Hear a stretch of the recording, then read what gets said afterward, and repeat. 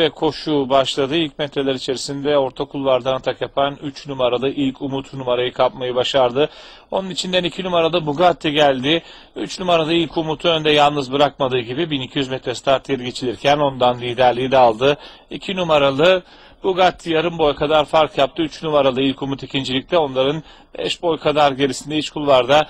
7 numaralı Şansım Olu'nun yarım boy gerisinde dış kulvarda. 4 numaralı Extra Gold 1 boy kadar gerilerine. 5 numaralı Perfect Simple sokulmaya çalışıyor. Onların 1 boy gerisinde bariyer dibinde. 8 numaralı Diladem dışında 6 numaralı Prince Nalu sırasıyla son 600'e doğru geliyoruz. 2 numaralı Bugatti yine yarım boy kadar önde. Dış kulvardaki 3 numaralı ilk Umut viraj üzerinde yaptığı ataklarla 2 numaralı Bugatti ile aradaki farkı boyuna kadar düşürdü. Son 600'ü de 2 numaralı Bugatti yine önde geçmeyi başardı. Onların 5 boy kadar gerisinde 3. yükteki isim 4 numaralı Extra Gold.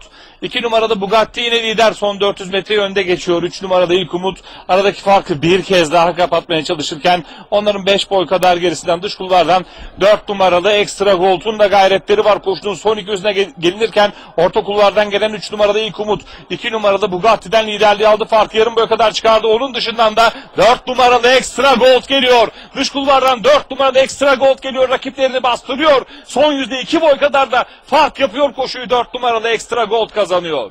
Son ataklarıyla 5 numaralı Perfect Simple mücadeleden ikinci olarak ayrıldı. 6 numaralı Prince Nalu üçüncü olurken 3 numaralı ilk Umut tabelayı tamamladı. 4 numaralı